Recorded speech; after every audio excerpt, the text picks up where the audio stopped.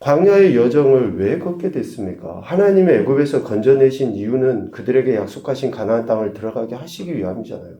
그러니까 그 시작 전부터 이미 하나님께서 역사하시고 은혜를 주시고 그렇게 했음에도 불구하고 실질적으로 저들의 원망과 불평이 이 광야의 40년의 과정을 거치게 했는데도 불구하고 여전히 불평하고 원망하는, 이것을 습관적인 원망이라고 하거든요. 습관적인 원망.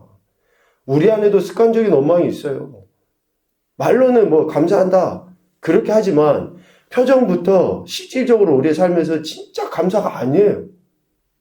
이 습관적인 그런 원망, 불평 때문에 이스라엘 백성들은 크게 두 가지의 사건에 맞닥뜨리게 되잖아요. 첫 번째는 우리가 22장부터 24장까지 보았던 것처럼 모압 왕 발락이 당대 유명한 점술가인 발람을 통해서 이스라엘 백성을 저주하게 하려 했던 그 사건. 이게 왜 이스라엘의 원망과 습관적인 원망과 연계해 있을까? 가만히 생각해 보면 발락이 어떤 사람이고 발람이 어떤 사람인가를 보면 알 수 있어요. 이스라엘의 불평과 원망에 대해서 이 사건이 왜 그 습관적인 원망에 의한 결과인가?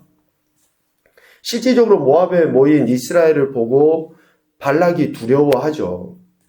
그래서 이스라엘을 저주하려고 한 겁니다. 이 저주하다라는 그 말의 의미는 뭡니까?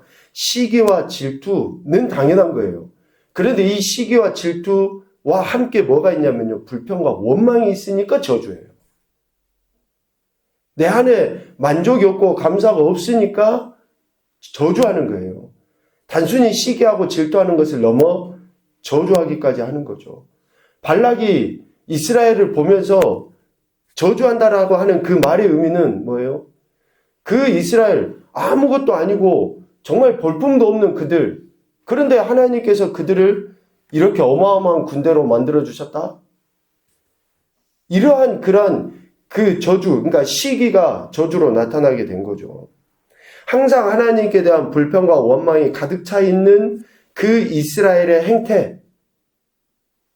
행태와 동일하게 발락의 행태를 나타내 보인 사건인 거예요. 여전히 하나님께 대한 불평, 원망, 그것과 동일한 속성을 가진 발락, 그리고 또 그와 동일한 발람, 이것을 가시적으로 보여준 사건이 바로 모압 왕 발락이 이스라엘을 저주하려 했던 그 사건입니다. 그러니까 우리 안에 있는 그런 불평과 원망은 또 다른 불평과 원망을 갖고 있는 사람들과 결탁하게 된다든지, 또 더 심각하게는 그들을 비난하고 저주하면서 나의 원망과 불평을 드러내게 된다든지 하는 그러한 일들로 나타나게 되는 거죠. 또 하나는 이런 이스라엘의 습관적인 원망은 25장에 나와 있는 것처럼 모압 여자들과 음행하고 더 나아가서는 그들의 신을 섬기는, 그들의 종, 노예가 되어버린, 가담하게 됐다 그랬죠. 그들의 신을 섬기는 사건으로 나타나게 됩니다. 이스라엘을 실질적으로는 저주하지 못한 것 같아요. 그러니까 그 말로는 발람이. 그런데 발람은 여전히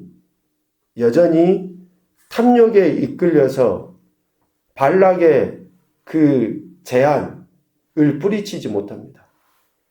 내가 너를 심히 존귀하게 할 수 있는데, 네가 원하는 금은보화 다 내가 줄 수 있는데 라고 했던 그 발락의 말을 발람은 항상 기억하고 있어요. 여러분, 우리가 물질의 노예, 이거는 정말 그 돈에 빠져가지고 맨날 거기 돈 하는 사람만 물질의 노예라고 이야기하는 게 아닙니다.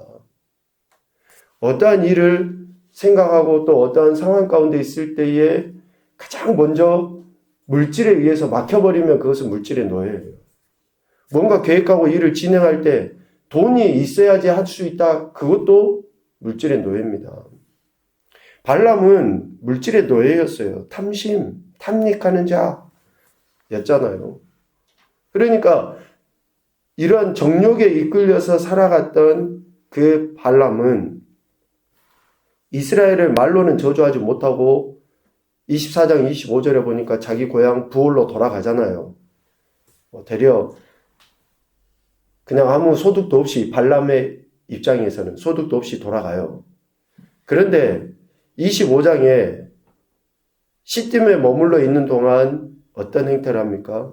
이스라엘 백성의 지도자들을 꿰어서 음행하도록 만들어버렸어요. 이것을 어제도 이야기했지만 31장 16절에 발람의 꾀를 따라 이스라엘 자손을 부올의 사건에서 라고 이야기하는 것처럼 발람이 꾀를 내어서 지금 이스라엘 지도자들을 이렇게 음행 가운데 바알을 섬기게끔 이러한 꾀를 냈다라는 거죠. 결국 이런 과정을 거치면서 이스라엘에게는 어떤 하나님의 진노가 임합니까?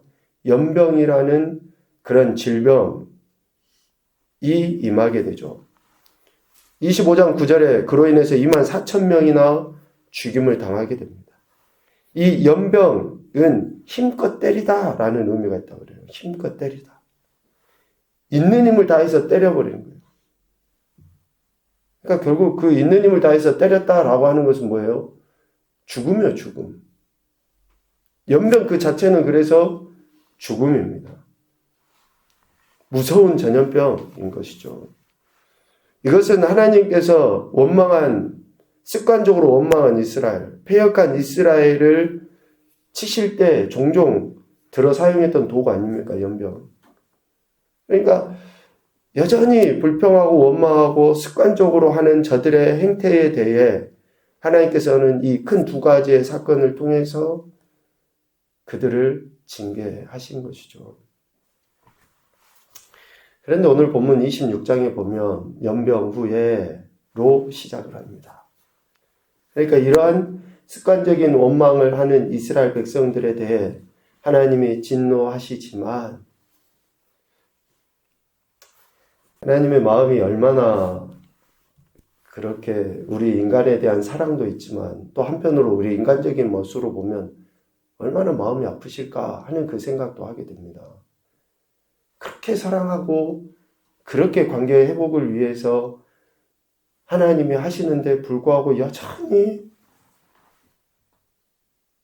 원망하고 불평하는 자기 소견에 오른 대로 살아가는 그 이스라엘의 모습을 보면 얼마나 하나님이 마음이 아프실까 하는 생각을 하게 되죠.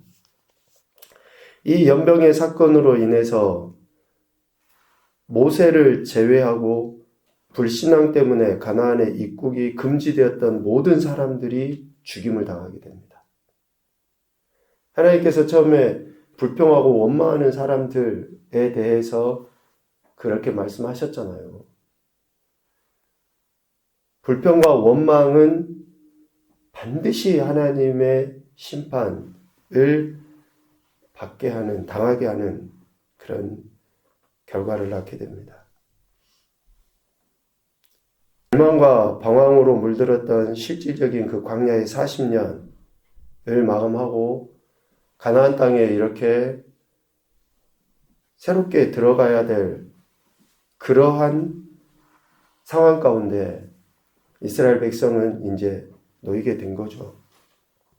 이런 엄청난 대진노 하심의 사건 이후에 하나님은 다시금 모세와 제사장 아론의 아들 엘르아살에게 말씀하십니다. 여기서 말씀하여 이르시되라는 문구는 매우 중요합니다. 계속 하나님이 말씀하여 이르시되 말씀하시다 이렇게 표현하지만 연병 후에 하나님께서 다시 말씀하신 거예요. 더 이상 인간적으로는 말도 하고 싶지 않고 저들을 내쳐버리고 싶고 소망도 두고 싶지 않지만 하나님께서 그럼에도 불구하고 다시 말씀하신 거예요. 참 하나님의 이 마음에 대해서 우리가 또다시 깨닫게 되는데요. 이 엄청난 사건 이후에 다시 하나님께서 말씀하시는 거죠. 여전히 이스라엘에 대한 사랑과 기대를 놓지 않으셨다. 여전히 하나님께서는 죽음의 땅 광야에서 생명의 땅 가나안으로 인도하신다. 라는 것을 드러내 보이시는 문구가 말씀하여 이르시되, 여전히 정말 우리같이 어긋나고 어리석고 정말 아둔하기 그지없는 우리 인생을 하나님이 사랑하시는 것을 이 말씀 앞에는 여전히 우리를 놓지 않으시고 가나안으로 영원한 천국으로 인도하시기 위한 그러한 하나님의 마음의 표현인 것이죠. 그러시면서 명령하십니다. 이스라엘 자손의 온 회중의 총수를 계수해라. 광야의 여정을 마친 이스라엘은 이제 본격적으로 약속하신 땅 가나안을 정복해야 되지 않습니까? 지금까지는 여러 가지의 훈련을 거쳤던 과정이다 그러면 이제 앞으로는 실전이에요. 실제 투입이 돼야 됩니다. 그래서 이제 가나안 땅을 정복하는 싸움을 싸워야 되는 거예요. 그렇기 때문에 하나님께서는 이스라엘 백성들을 정비하려 한 것이죠. 군대로 이렇게 정비하려 하신 것입니다. 그래서 회중의 총수를 그들의 조상의 가문을 따라 조사하라 라고 말씀하시죠. 한 사람도 착오 없이 모두 계수해라 라는 그런 뜻입니다. 인구 조사에 있어서 매우 신중하게 해야 한다 라는 거예요. 실질적으로 1장에서도 인구 조사가 있었죠. 그때는 각 지파의 총수만 계수하면 됐었습니다. 그런데 이제는 좀 더 세분화해서 가족 단위로 조사해야 할 것에 대해 말씀하셔요. 그러니까 이제 가나안 정복은 싸움의 실제라는 거예요. 실제. 그래서 우리가 구체적으로 준비해야 됩니다. 영적인 싸움은 바로 그거예요. 두루뭉실해서 이길 수가 없습니다. 그 인구를 조사할 때, 가문에 따라 조사할 때 20세 이상으로 전쟁에 나갈 만한 모든 자라고 이야기해요. 그러니까 이번 인구조사의 목적은 뭡니까? 군대를 조직하고 편성하려는 거예요. 이제 앞으로 싸워야지 되니까. 가나안 정복을 하기 위해서 전투적 이런 행태를 갖춰야 한다라는 겁니다. 이 말의 의미는 뭐예요? 앞으로 가나안 정복전쟁은 결코 만만하지 않다. 결코 녹록한 게 아니라는 거예요. 여러분, 우리가 그 생각을 하잖아요. 하나님이 약속하셨어요. 하나님 지금까지 인도하셨어요. 그러면 어떻게 생각합니까? 싸움도 하나님이 해주시겠지. 맞아요. 전쟁은 하나님께 속해 있습니다. 그러나 싸움은 하나님께 속해 있지만 실질적으로 싸움은 누가 하는 거예요? 내가 하는 거예요. 내가 하는 거예요. 하나님이 약속하셨어요. 말씀하셨어요. 기도 응답해 주셔요. 그런데 기도 응답 받기까지는 누가 움직여야 됩니까? 내가 움직여야죠. 내가 기도도 해야 되고 내가 실질적으로 준비도 해서 뭐 물질이 들면 물질도 준비해야 되고 계획대 세우고 뭐 이런 일들을 내가 해야지. 가만히 앉아서 입 벌리고 있으면 그 기도가 응답이 됩니까? 기도를 한다는 것은 내가 그렇게 움직이는 것을 기도하는 거예요.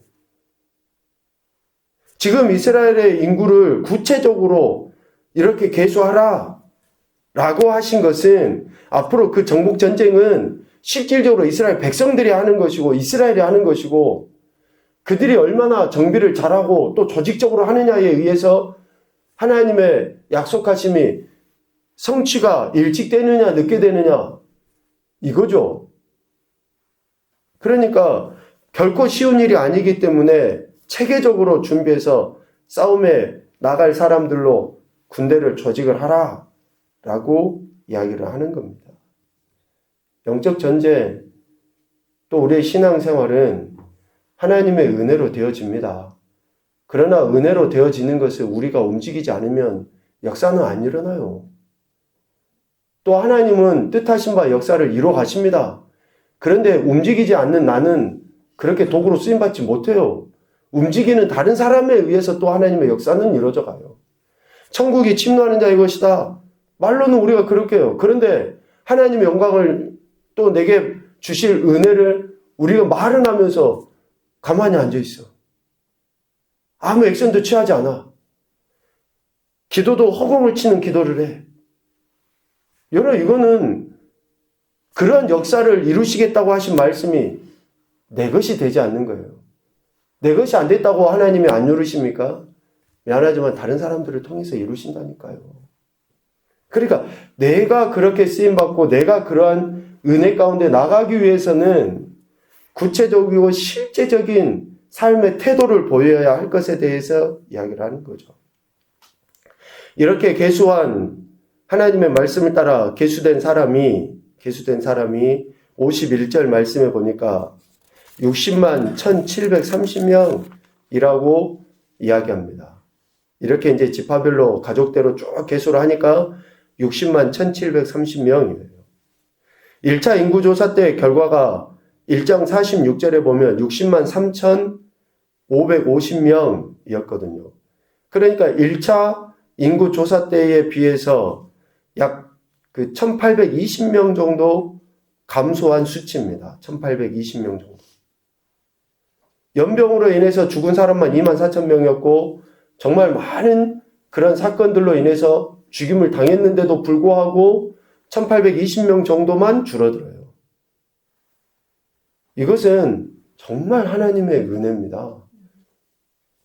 가나안 정복을 위해서 필요한 그런 군대를 하나님께서는 그렇게 유지하고 지켜나가셨다라는 거예요. 하나님께서. 불평하고 원망하는 것으로 인해서 많은 사람들이 죽임을 당하고 인구가 없어져 버릴 법도 한데 하나님은 하나님께서 약속하신 그 땅을 정복해야 될 그 최소의 인구를 계속 하나님은 유지하고 있다라는 거예요. 이것을 우리에게도 생각을 해보면 그래요. 우리가 뭔가 막 열심을 하면 내가 막 뭔가 열심을 하면 하나님이 뻥튀기를 띄어서 더 크게 내게 힘도 주시고 능력 주실 것 같잖아요. 또 내가 하나님의 은혜를 경험했다고 하면서도 여전히 빌빌거리고 아무것도 못하고 있을 때 소위 말하는 영적 밑바닥에 내려갔다라고 하면 우리는 언제 일어설지 모를 것처럼 깊은 절망에 빠져 있는 것처럼 여기잖아요. 그런데 두 가지 다 별거 아니에요. 하나님 입장에서는. 내가 뭔가를 많이 해도 하나님 앞에서는 별거 아니고 내가 정말 아무것도 아닌 것처럼 아무것도 못해도 하나님께서 또 한번 확 이렇게 세워주시면 그 역시 아무것도 아니라는 거예요. 이해되십니까? 그러니까 우리는 우리가 뭔가 하고 안 하고가 되게 중요한 것처럼 여기지만 하나님께서는 하나님의 일을 이루어가시기 위해서 그 수준을 다 지켜나가고 계신다라는 거예요. 여러분 믿으십시오. 그래서 우리는 나는 아무것도 아니고 하나님이 그렇게 하실 것을 기대하고 하나님을 바라보는 거예요. 하나님 바라보는 거예요. 내가 뭔가 많이 했다고 해서 하나님 없이 내가 할 수 있을 것 같아요? 여러분 결코 그렇지 않습니다. 결국 하나님께서는 이스라엘 백성에게 주시겠다고 하신 약속의 땅, 그 가나안을 정복할 수 있도록 하나님의 그 강권적인 역사하심 속에 이스라엘을 이렇게 군대로 체계적으로 지금까지 이끄시고 인도해 오신 겁니다. 비록 저들이 불평하고 원망하는 것을 통해서 하나님의 영광을 가려운 순간도 있었지만 가나안 정복은 여전히 하나님 손에 있다라는 것을 하나님께서 가르쳐 주신 것이죠. 첫 번째 교훈입니다. 습관적인 원망과 불평은 더 큰 문제를 야기시킨다. 습관적인 원망과 불평은 더 큰 문제를 야기시키죠. 여러분 그래서 늘 우리의 입술을 한번 되돌아봐야 됩니다. 내가 불평하고 원망하고 내 말과 표정과 행동이 다른 사람에게 어떻게 비춰지는지 또 하나님께 어떤 모습으로 비춰지는지. 두 번째, 하나님의 사랑과 계획하심에는 변함이 없으시다. 하나님의 사랑과 계획하심에는 변함이 없으십니다. 단 내가 그 도구로 쓰임 받느냐 안 받느냐는 나의 삶에 달려 있습니다. 세 번째, 하나님께서 하신 약속 곧 말씀에 대한 성취는 믿음으로 순종한 이들을 통해 이루어진다. 바로 두 번째와 세 번째가 이어지죠. 사랑과 계획하시면 변함이 없어요. 그런데 누구를 통해서 이루어집니까? 믿음으로 순종하는 이들을 통해서 이루어져요. 순종하는 이들. 그 계획하심을 아는 이들을 통해서 이루어지는 게 아닙니다. 들은 이들을 통해서 이루어지는 게 아니에요. 순종하는 이들을 통해서 이루어져 갑니다. 그래서 오늘 우리가 말씀의 귀를 기울이는 거예요. 순종하기 위해서. 그래서 오늘 우리가 기도하는 거예요. 순종하기 위해서. 내 생각을 이렇게 전달하기 위해서, 호소하기 위해서 기도하는 게 아닙니다. 순종하기 위해서 기도하는 거예요. 그래서 신앙은 결단이라고 이야기합니다. 결단하지 않으면 역사가 안 일어나요. 결단해야지 일어나죠. 결단해야지. 그래서 오늘도 저와 여러분에게 말씀하신 하나님께 귀를 기울이고 그 들은 말씀을 순종하기 위한 결단을 통해 하나님의 영광을 드러내려 하는 것입니다. 오늘도 우리와 함께 하신 하나님 앞에 겸손히 낮아져서 말씀에 대한 순종을 통해 영광 올려드리시기를 주님의 이름으로 축복합니다. 아멘.